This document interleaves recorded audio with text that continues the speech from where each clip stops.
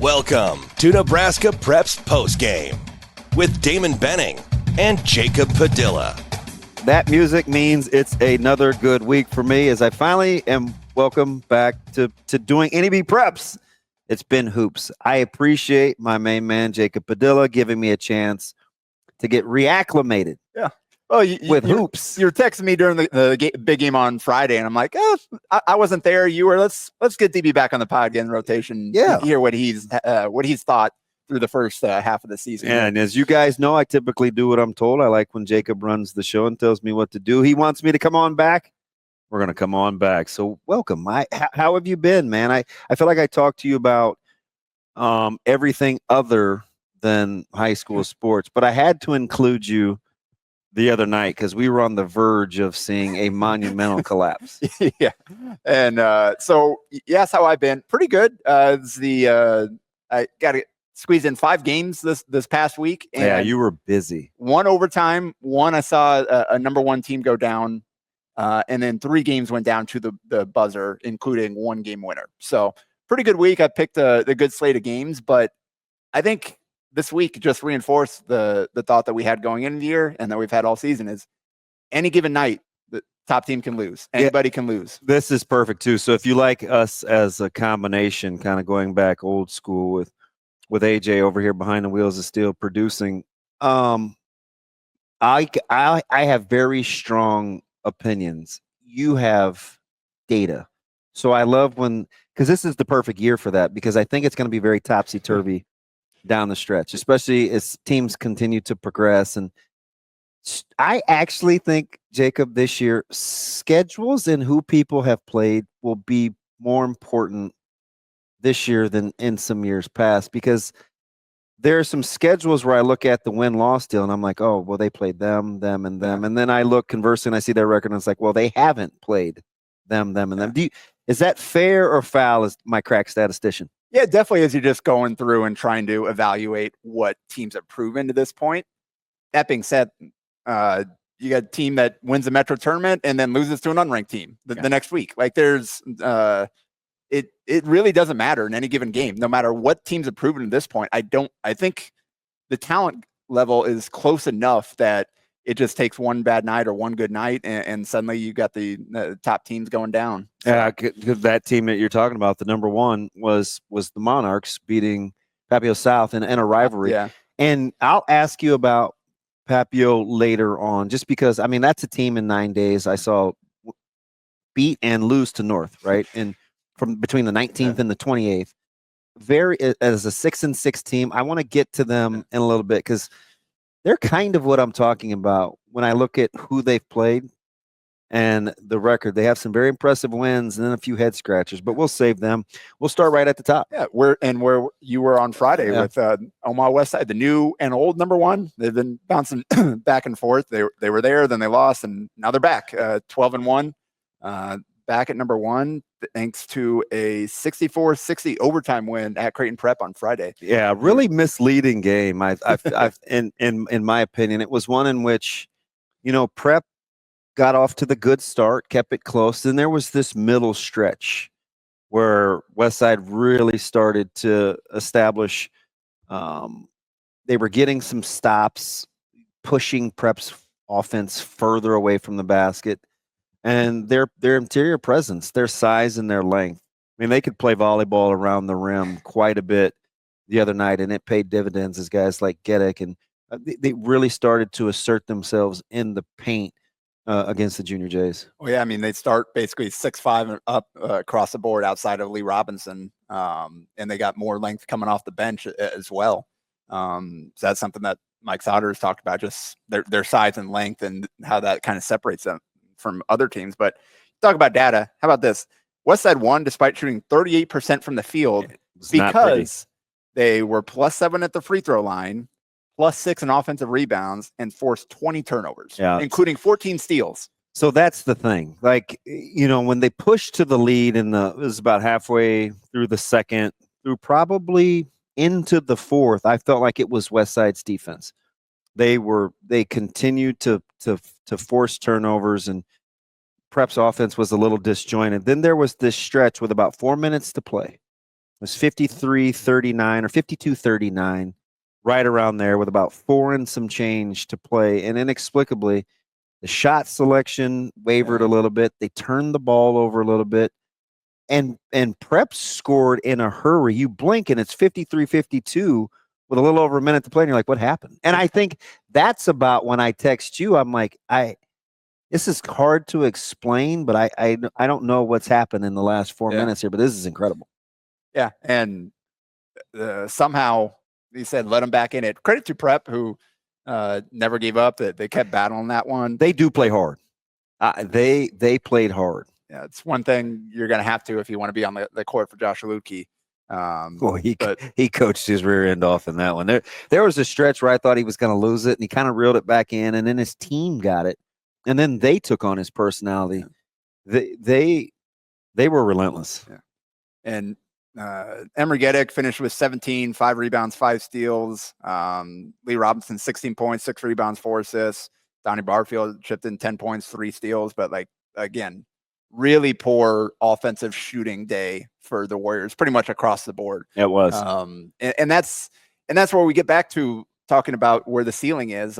They've been the best team from start to finish here. If you take their whole body of work, and again, we talk about that length and what they can do defensively, but they have so many guys that are streaky. And then you talked about shot selection, they can be really good, but it's not super reliable or consistent. I would say, just from an offensive standpoint, they're capable of really getting on a roll. And heck, they followed that up with a 93-55 win against a Lincoln Southwest team that has been and that was coming off a good wins. Yeah. So let's not forget that.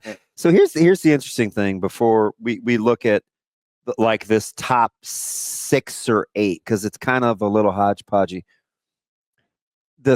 I think Westside has the least amount of variance in what I would call a short tournament stretch, right? You kind of know what you're getting from them in terms of their style of play. Now, whether they make shots or not is something altogether different, but the way that they want to play, I think will be the same. So I think the challenge for them will be to how to get better at what they do, not try to do more things. Because I think they have to use their size and length. It's all about the consistency. And all these guys are first time, Carson Healy and Tyson Oddbody are the only 2 that actually played for them last year. Yeah.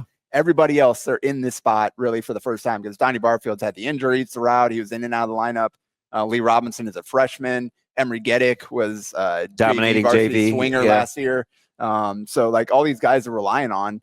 London Dada, same thing. Young kid that is playing for the varsity for the first time. Highly skilled. Yeah, he's got a chance to be really good, but they're playing it for the first time. So, and that's where I think Sauter talked about them. He thought Millard North preseason number 1 going in like everybody did, but he had Westside clearly number 2 for him, and just saw the potential and the length, and it's playing out that way. Where again, that's causing problems, but you see the inexperience as well in moments like this. Yeah, and I talked to Coach Lutke a couple weeks ago after their win against Bellevue West, and I think they scored 85 points in that one, and I had seen Prep just earlier, and I said, that's pretty impressive. I watched them struggle a little bit against Papillion, and points had been hard to come by, kind of like what we saw the other night, and I just felt like that's one of those teams that's almost just the opposite, I think, of what I was talking about with Westside. Their room for growth and in some key areas is substantial. If they shore up the backcourt a little bit, take a little bit better care of the football or the basketball, there's a couple of different ways that they can score. I think where they don't have to play through the post, even though clearly their best player needs his paint touches. I think they can play a couple of different ways. I was surprised to see them outscore a team like Bellevue West, but I think their floor is a little lower than Westside's, but their ceiling, I think at least for this year, is at least maybe, is it fair to say comparable? And I don't know if that's a stretch either, because in 2 games in 10 days, Westside's only outscored them by 7 points. Yeah. I mean, it's 127 to, actually it's 127 to 121. Well, so 6 points. And that's how in 2 games they come in at number 2 in the poll this week, despite the loss, because they earned that much respect from going toe to toe with Westside twice loss on a buzzer beater, banked in shot at the buzzer from Lee Robinson. Yeah, he hit the runner. Metro Tourney semis. and then took them to overtime in just a week later or whatever. So yeah, Creighton Prep at 9-3, slide all the way up to number 2.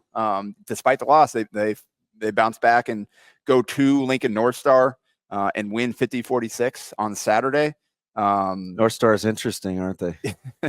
Yeah, they've a lot of pieces, a lot of young guys. I saw them play at Westview, and Westview did a great job of really defending them, making things tough. We'll get to them. Westview is a team that you talk about a team that plays hard. Yeah. Westview plays hard.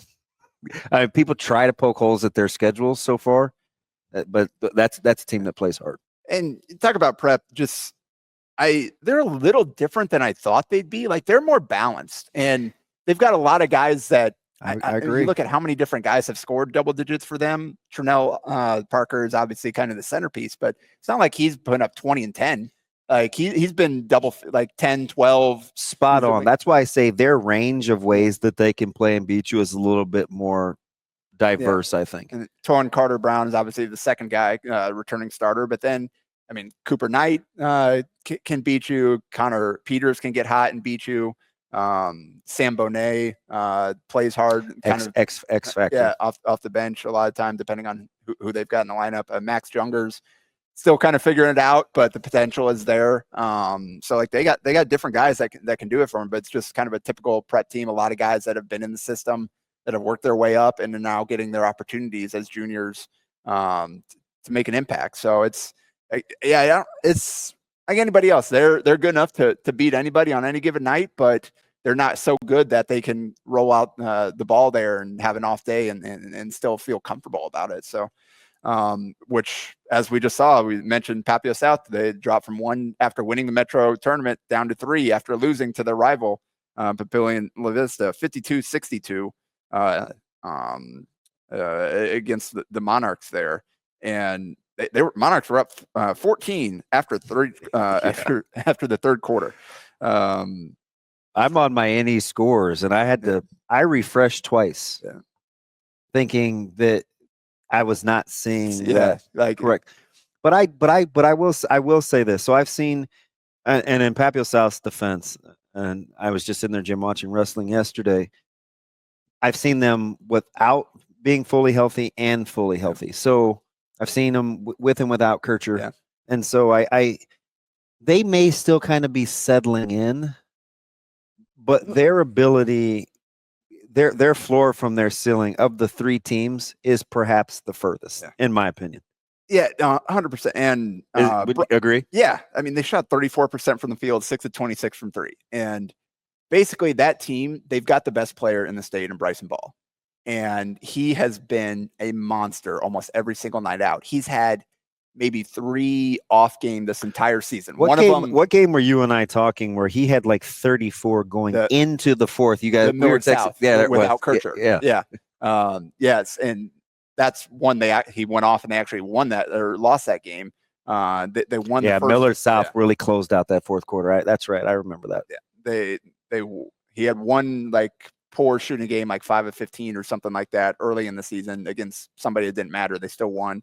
And then in the Metro final, he had another off game. Didn't make a 3. Took him 22 shots to get 21 points. But they had Levi Webb step up and give him. Yeah, and 27. he goes for 27. Yeah, they didn't get anybody really. That Kircher had 18, but that's kind of within the range. It wasn't like an outlier performance. Jane Herrera had was 13, but then Levi Webb had 5. They didn't really get anybody else going, and as a team, they shot poorly. So. Levi said something interesting. He was talking to one of our guys because we were at that game from Hurrdat, where he said, early on he kept seeing the early doubles on Bryson, and they were getting the ball out of his hand. And he said he made the first couple of shots, and he was thinking, I'm starting to feel pretty good. I can do this. Yeah. You wonder if that's kind of the trigger for him to be kind of, because they need a third option, and they don't have a ton of offensive versatility. Yeah, they're either shooting it or they're not. Yeah, and they've won a few games where they haven't relied on threes, but you got Bryson Ball going off in those games a lot of the time. And so what's the answer when he's not rolling like he normally does? They just didn't have one in this game. So credit to the Monarchs. Now Papillion South rematch with the Westside. Yeah, which is on Friday. So again, that's a fun thing about the Metro tournament, and kind of the weird thing too is how often you get big rematches within a quick span of each other, just because of the way the schedule works out, and then somehow they end up running into each other in the tournament. And two teams, I think, kind of back to that original point, I think we know how they want to play. Yeah. Right. Like there's going to be some teams down the road we're going to talk about, like, number 5 Bellevue West, where I think their ceiling is really high because they're so young in some key spots. I'm still not sure how they're going to play, right? So they're a little bit different than when we talk about these first couple of teams at the top. Yeah, but you said you want to talk about the Monarchs. So I'm captivated, right? They've got the quality wins over Papillion South. They had a really good win early against North. They beat Millard South. They struggled in overtime to score against Prep, but I thought, it's out of the gates. They're capable. Like, they're clearly well coached. Like, we can safely say that. I just think the range of what they're capable of on any given night has been a little too much variance. Yeah. Right now. Yeah, they're 6-6 team, like you said, an overtime loss to Prep, a win over Millard South, lost to Bellevue West. The Bellevue West one wasn't pretty. Bellevue West got out, I don't know, it's 14-15, nothing maybe. Lost by 17. Yeah, it was 20-0 or whatever in the first quarter. Sauter was at that and sent us a screenshot, and they were like, "Whoa, what is good?" Yeah, well, because I kind of was on the Papio hype train a little bit. I'm like, I think these guys got a chance to be pretty good. Yeah. And I think he was showing me that, like, really, DB? Yeah. But then they turn around and then they lose by 21 to Millard North and turn around and beat Papio South by 10. Yeah. It's hard to figure out. I think we both have respect for Coach Pope going in the year, and he's had a few years now to build this up. And I liked a lot of the pieces. It's starting to kind of round out a full team there. They've got some size inside with the football guys, with Garen Maley. I self-admitted, I'm a big Maley fan. So Bryce Vignes as well. So you got two different. It seems like what's been the case. Obviously, Eric Ingwerson previously just kind of rolling some football posts in there. It's always funny. That seems to be the case for Monarchs over the last few years. But like, those guys can play. Like, they're not going to go out and give you 20 and 10, but they can go do their job, and they've got size enough to hold their own in the post. I just love Maley's athleticism. I go back to the plays that he made against us in football, and then the pick that he got, where I watched that thing. I get when I'm kind of, I'll watch something. I watched that pick against us 15 times. He batted the ball in the air, then he tracked it, and then he dove, and I'm like, this guy's really athletic at this size. He gives them some toughness too. Sometimes in some of these games where you'll get guys, and we'll talk about the front court at Millard North or a guy like Trinell. Sometimes you need a presence in there that's just not going to stand for the nonsense. Well, and Maley's kind of that guy. And Kale Johnson too. Yeah. So they rotate. So they've got different. Like, he's more of he's not a true post or whatever, but goes out and plays hard. Great, good athlete. Sometimes you just want to cut out the foolishness. Yeah. So they got some big dudes, some football players to roll out there and to bring some toughness and some size, some rebounding and stuff. Then you've got Cedric Williams and Trayvon Richardson in the backcourt's played quite a bit for them. Sam Boudreau is a sophomore now, can get it going. DeMarcus McCarty is super streaky, but when he's on, he's a great athlete, and he can catch fire from deep as well. So, they don't have a ton of consistency yet. And then they've got some sophomores too. Preston Avalon playing a big role for them in addition to Boudreau. So, like, they've got some young guys that are still kind of growing into their own. I'm glad you're kind of vibing, because I was, early on I was like, I may just be overdoing it because of some some individual affinities. But they are capable, and right now it's just a team I wouldn't really want to play. So I was like, you know what? I'm going to ask Jacob about them and see what he thinks. And again, it's another team that any given night, who knows what the result's going to be. The real catalyst was they didn't receive any votes. Yeah, and I thought they might. At 500, I think I get it. Just too. I get it. You got nobody. Millard South, 5 losses, leads the teams among, and then Bellevue West has 4 among the teams actually receiving votes. And it's 2 or 3 for everybody outside of Westside's 1. I get it. But yeah, that's a team that's good enough to show up in any given game. But again, the ceiling and the middle of the of Class A and really other classes as well are not that far apart. You mentioned Westview at 4 there. We talked about also they rising up there from 6 to 4. They're 10-1 as well. I like the way they play. Yeah, I saw them handle North Star, like I mentioned the previous weekend.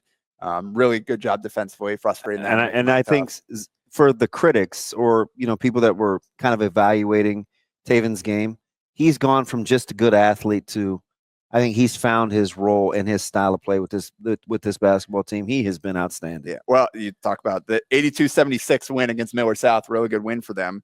Taven went out for 28 points, 7 rebounds, 4 assists, 10 of 15 from the field, 7 of 7 from the line. And I saw him go for 40 in the Metro tournament. And it was him continuing. The question I've always had about him is he's as athletic, as explosive as anybody. Yeah, we see it all the time watching summer, right? Yeah, and he hasn't always found a way to use that athleticism to impact the game consistently. And 28, 7, and 4, that's a way that's impacting the game in multiple ways. Yeah, his coach is letting him go, right? He's very familiar with his style of play, taking over for Coach Runco. And like he has really found a rhythm. And that team, I like some of their complementary pieces. I like Hollinsworth. We'll see if Amir can get it going. He's finally back. He did 17 on 7 to 10 shooting against Millard South, and he stretches you when he's taking good shots, right? So and they're still figuring it out, coming off of not playing because of the transfer and trying to incorporate him. Do we start him? Do we bring him off the bench? Like how does he fit in with these other pieces that have been playing? That's always tough. But when he's on, he raises the ceiling significantly. And he does force you to play 24, 25 feet from the basket. Right? And they got 16 out of Elijah Wilburn in that game. And Wilburn's not a guy that typically does a lot of scoring. He'll drive and kick and make plays. He'll rebound or whatever. But that's how you win a big game like this against another top 10 is you have a guy like that go off 16, 7 of 8 shooting. I got into they've got pieces. A little bit of a knockdown drag out the other night at prep. And we were just comparing. I was getting my thoughts on teams and, Westview, this particular person was not in love with Westview's wins and their schedule so far. And I'm like, well, let's just take Millard North, for instance, who's highly thought of, 6-3. I mean, you could make the case their best win was probably against Bellevue West, or no, they lost to Bellevue West. So you've got Millard West early, you got Central, you've got Papillion LaVista, who they handled pretty well. But they don't have they don't have Bellevue West upset them. Papillion South beat them. Lincoln North Star beat them. Yeah. So I'm like, no disrespect to any team out there, but let's just compare apples to apples. We can't not credit what not credit Westview winning that haven't taken care of business. Right. Yeah. So that was kind of my not to cheer for one over the other. I I got nothing against either school, but I'm just saying they don't really have a great win yet either. Yeah. But credit for Taven, went over 1,000 career points against Bryan the following game. He's having a great senior season for them. And with the length and athleticism, the quickness they have in the backcourt, they can throw out a few different types of lineups. They can go really big. They can go small and quick, depending on the situation. They don't have a post, but that's not too uncommon in this state. So they get out, defend, they push you away from the hoop. And they have a ton of options. Yeah, that's what I like their offensive versatility. Yep. So that's the team that again continue to track as they incorporate their pieces there with Zion Patterson getting healthy, with Amir Martin joining the lineup and kind of figuring out how all those pieces fit together. At 5, Bellevue, you mentioned they won at Omaha North 73-65. And it was a close game at halftime, and then they just kind of took over in the second half. Robbie Garcia, 19-10. Gosh, I like him. Bryce Johnson Jr., 13 points, 10 assists, and they got 17 points out of Carson Schultz, who that kind of boosts them there. That was big for them. But then they followed up with a 77-70 double overtime loss at Abraham Lincoln over in Council Bluffs there. Which was a good bounce back, though. That's a good team. They've got some pieces. Maybe they don't have a Josh Dix or whatever where they've had in the past, but it's always fun kind of seeing Nebraska teams, and they've got like 3 or 4 different Nebraska teams they play this year. AL does, and I'll be at the MLK shootout next Monday. And AL is playing Gretna, I think, in that one. Handful of games that day. So I'll get to see them in person again. But we get an early start too, right? Yeah, all day long there. Yeah. So. Okay.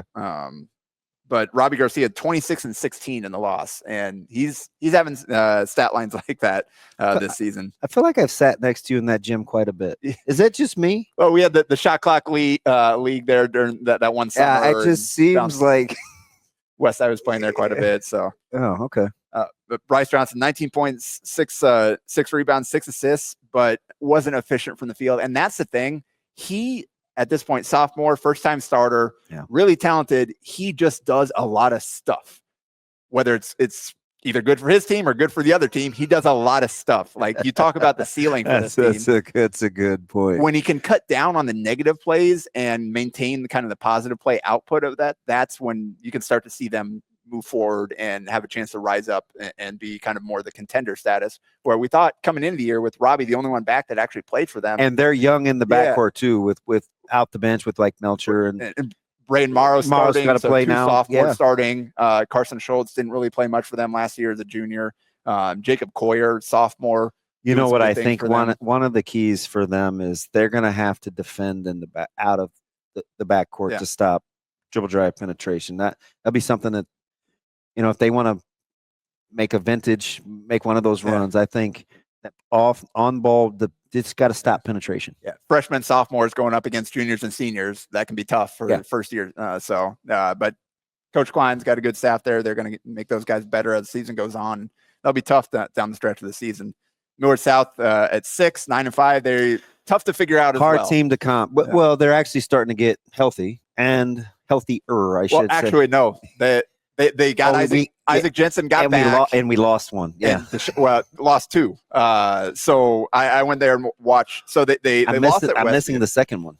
Bernie got hurt, left the game. He was hurt, tried to play, couldn't do it. And then Deshaun didn't play at all. Okay. So you get Isaac Jensen back after his long layoff from the football injury. Is Bernie going to take time? I think it's just something they got to figure out. I don't know how long. Kind of same thing with Sean, just kind of a lingering issue that they'll have to figure out. But those are two important pieces, and it ended up hurting them because so after the 6-point loss at Westview, they bounced back, beat North by 15, and then they lose to Lincoln Pius X on their own court.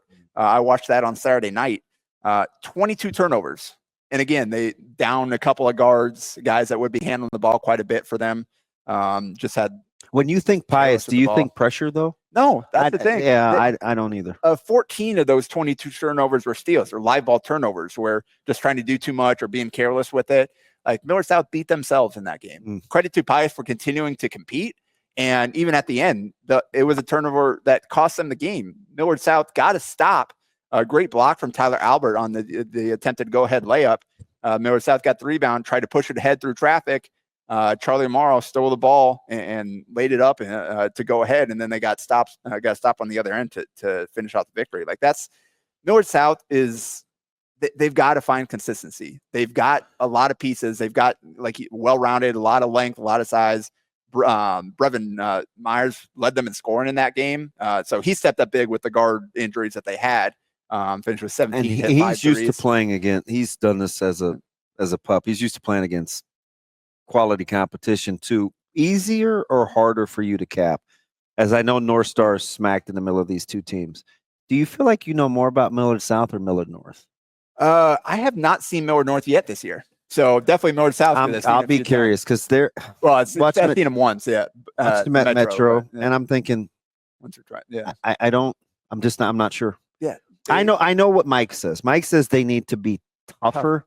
I'm not sure, but I don't know if that's it. Yeah, they got to play better basketball too. Yeah, and so I think we were kind of preseason. We're given the benefit of the doubt the guys that hadn't done it in those roles quite yet, and just assuming because they've been in the system or they've come from somewhere else where they played that you could plug right in, and having Derek Rollins as good as anybody in the state to kind of play around, that would be enough. And at this point, it just hasn't quite clicked against their best competition. So that's the team Millard North we'll see. I would like to see DR just kind of go alpha in his mind. And I think that maybe it's a little bit too much. Like, he's putting a lot of work on his jump shot, and he's improved significantly on it, but maybe going to it a little bit too much, like the shot selection that hurt him. Because he's almost in the Metro tournament. He's almost impossible to defend around the rim. Yeah. He's super strong. He's crafty. He can use both hands. His post game, he's a handful down there. Yeah. So maybe just a little bit more patience, a little bit more determination to play that way. But that's a team that, again, you talk about upside. They can still piece it together and make a run. So, and we're talking about the 8th ranked team. So 1 through 8, Lincoln Southeast is at 9. I saw them drop a overtime game against Lincoln Northeast. That's when my man Houston put on a show. Houston, we have liftoff. 34 in that one. He had 21 in the first half. They started packing the driving lanes, filling the gaps. He started kind of giving it up, letting some other guys get going. Grant Fredericks had 16 of his 18 after halftime. And then in overtime, Lazerek kind of took, or down the stretch at the very end to get them to overtime. And then in overtime, Lazerek took over again. We were at the dinner table and we were just talking about scores, and Caleb was back and watching a lot of various schools played. My youngest, Micah, had said something about Lazerek going off, and Caleb said, he was the toughest to keep in front for an extended period of time. And it wasn't necessarily just because, he's very ambidextrous and he's very shifty. It's his temperament. Yeah. You just don't know. Like, he'll do anything. He'll try anything. 100%. And he said it's just he's just hard to get a good scout on. Well, it's just a combination of the aggressiveness, the athleticism. Did you see that dunk? Oh, yeah. 2 of them in Southeast, but that down the lane, that's a 4-point game or whatever it was. Like, I think it was 4. Instead of going for forcing the 3, drove right down the lane. They cleared out, and he hammered that thing. He just doesn't. He's just not real inhibited. Like, then they force the 5-second count on the violation, and they get it back to him, and he makes the drop off to Fredericks for the tie.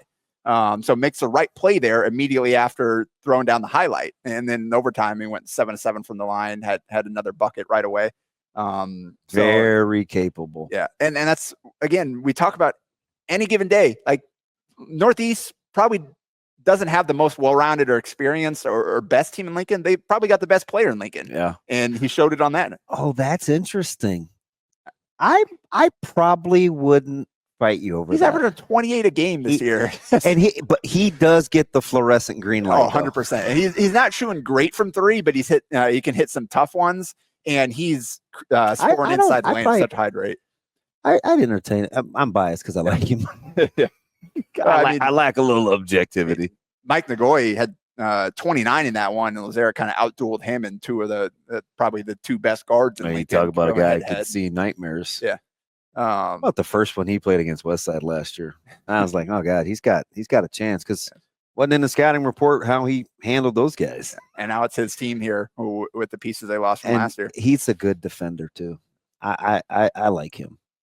And so, Southeast still, despite the loss, they are sitting there at number 9 with an 8-2 record, and Kearney rounds out the top 10 at 8-2. And should have known we were going to go long, because we just barely got through A. But I spent the whole week watching. I'm sorry. No, I expected this. I like it. I like the fact. Yeah. I like to get in to the deals, right? So I apologize. Some bonus content for the listeners here, going a little bit longer. I'm sure they'll appreciate that. But talk about kind of topsy-turvy.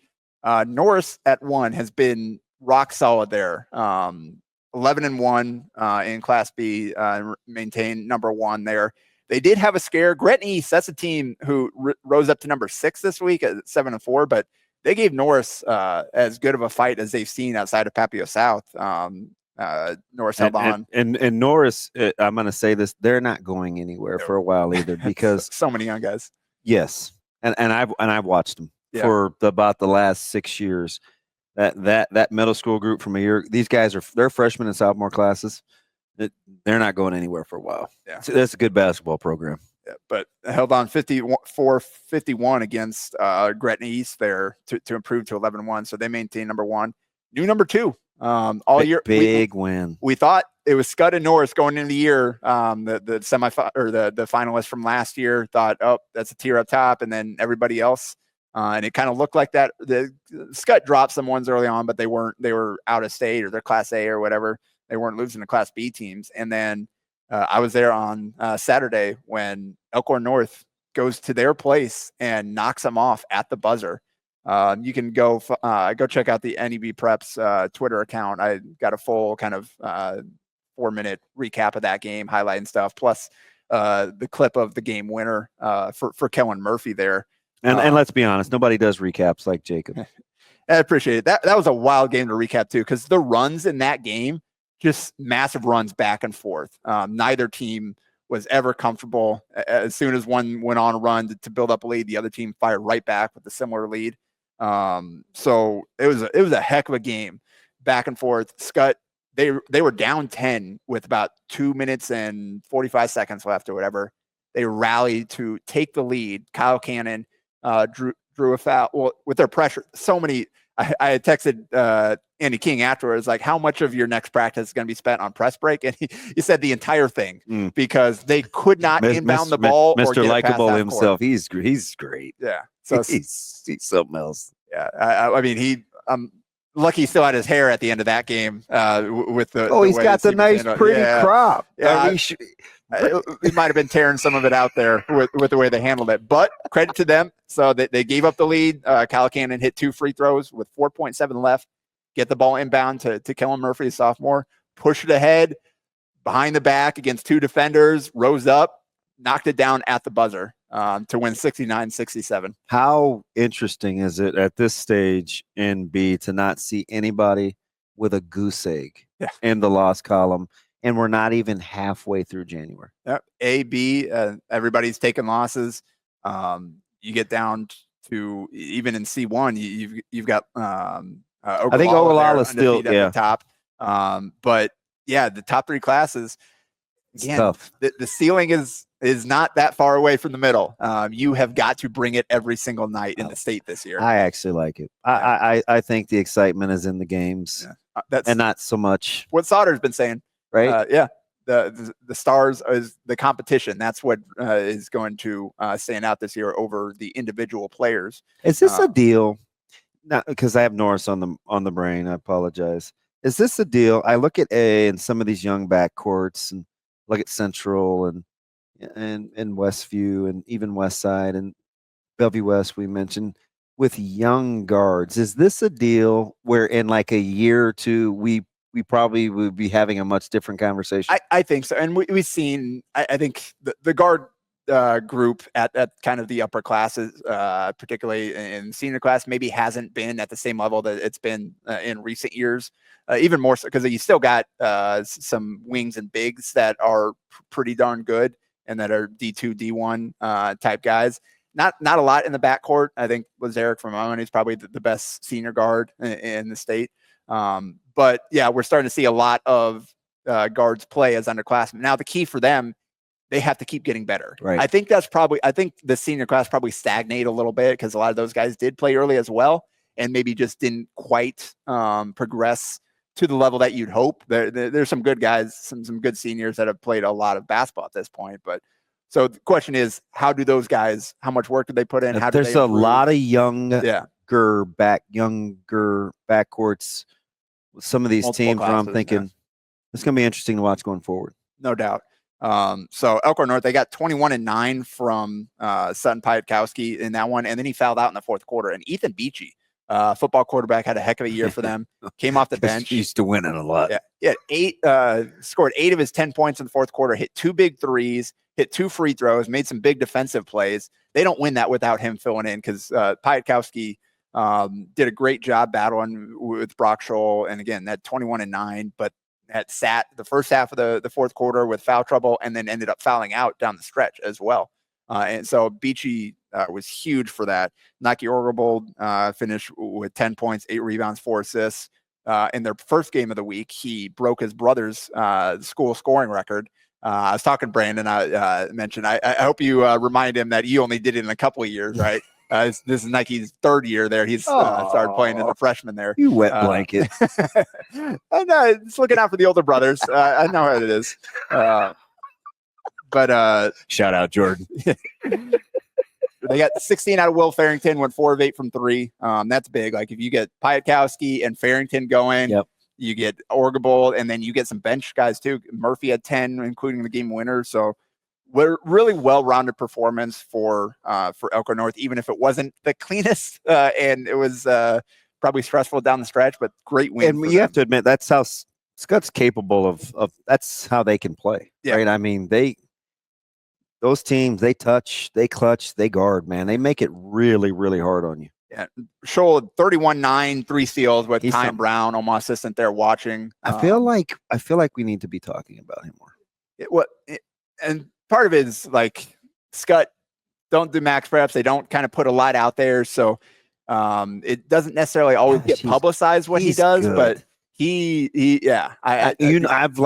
is really, really good. Yeah, he made a huge leap last year for them, and now is continuing it this year. It had 22 in the second half, 12 in the fourth quarter to help Skutt get back in it, take the lead, and then Elkhorn North made the final play. But they did 421 from the field combined between Kyle Cannon and Dylan Van Dyke, your 2 senior guards. That's not going to happen very often for them, but Elkhorn North was able to take advantage. So credit to the Wolves there at 3.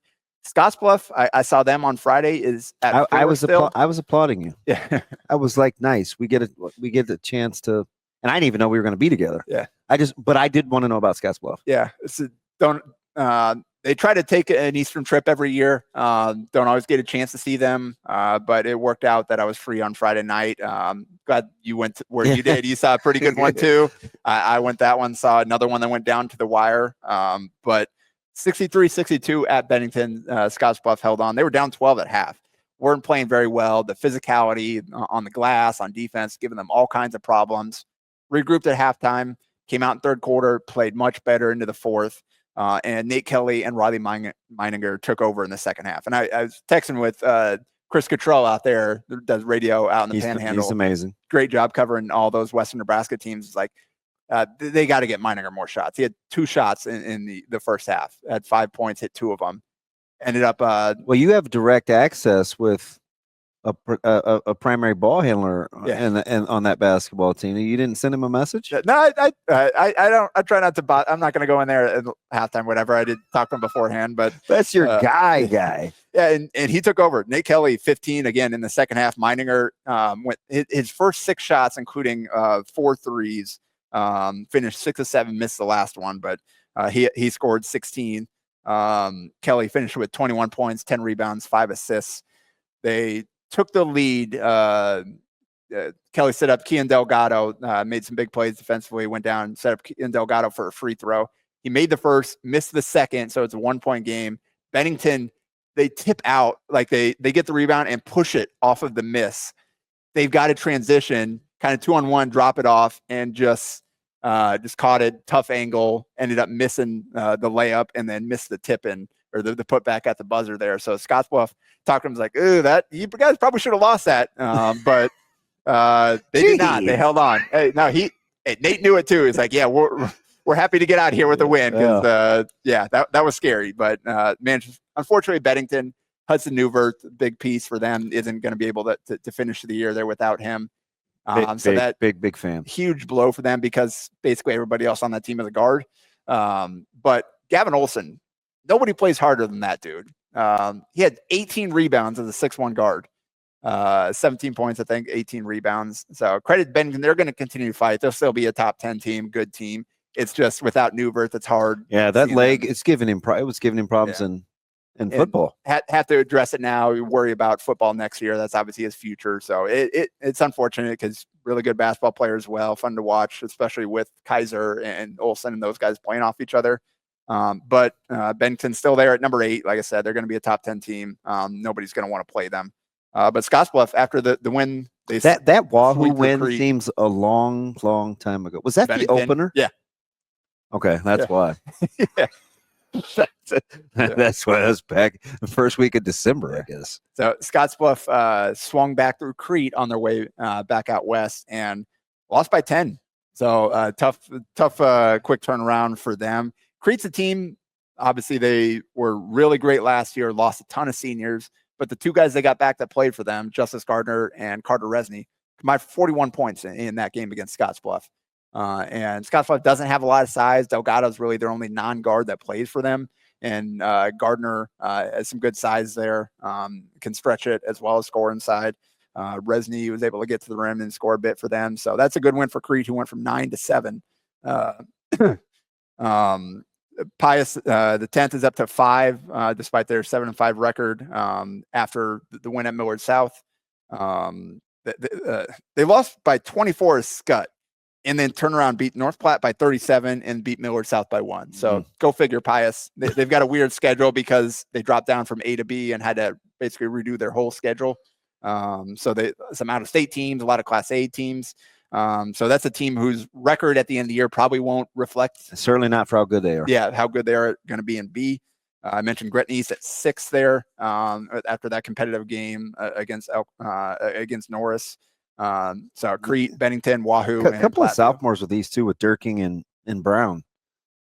East is going to be interesting. Yeah. Those guys are just pups. Yeah, and Drake Brown's had some really good. He had scored in 12 in that one. Yeah, had a 20-point game earlier in the year. Like, he's capable. He can get hot. So they got a lot of guards. They're doing a good job there at Gretna East here, kind of early on in their program.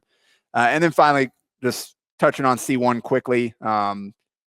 Lincoln Lutheran remains at number 1 despite taking a loss to Omaha Concordia. I was there on Thursday for that one, and credit to Concordia. They just did a great job defensively. They had a great plan. Well coached. Yeah, no doubt. Ken Koulis there and his staff doing a great job. Caleb Kluger defensively. They 54-46. Concordia won that one. Concordia jumped up to number 3 from 5. Ogallala still there, undefeated, 11-0, down in 2. Like, Ogallala doesn't need they don't need anything to add to that chip on their shoulder. It's just kind of how they play naturally. But I guess you can use that a little fuel for the fire. It's still not at the top of our coaches poll, despite the unbeaten record. But Lincoln Lutheran, they've had a tough schedule. Their first loss was to a Western Christian team from Iowa that won state last year and brought a lot back. They played Norris and Papillion LaVista South earlier in the year. That Western Christian team did, and then they beat Lincoln Lutheran there. But they bounced back and beat Wahoo in overtime, 69-60 Lutheran did. So that's how they maintained their top ranking there.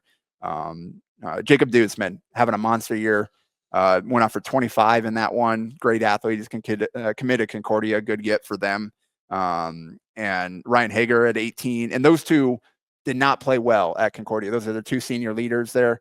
They bounced back in a big way, combined for 43 to get that win against Wahoo. And now Lincoln Lutheran gets Ashland Greenwood on Thursday, who is there at number 4. Got bumped down by Concordia's good win. Hanging around, yeah. Yep. And then Holdridge at 5 there.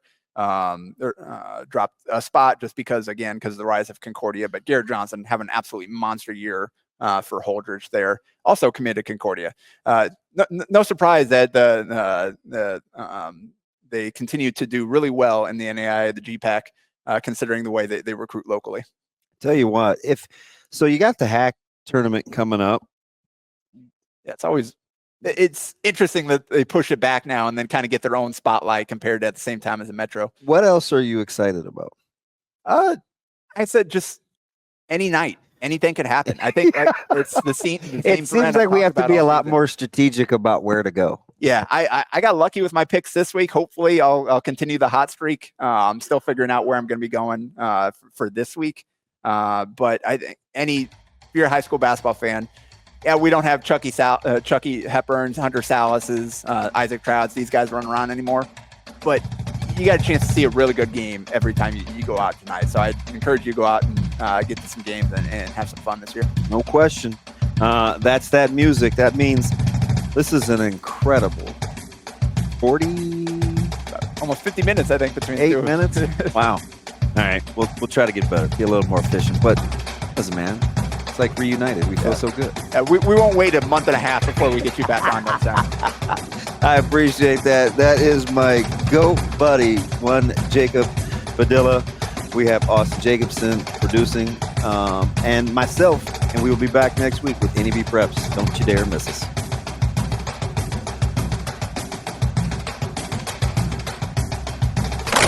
A Hurrdat Sports Network production.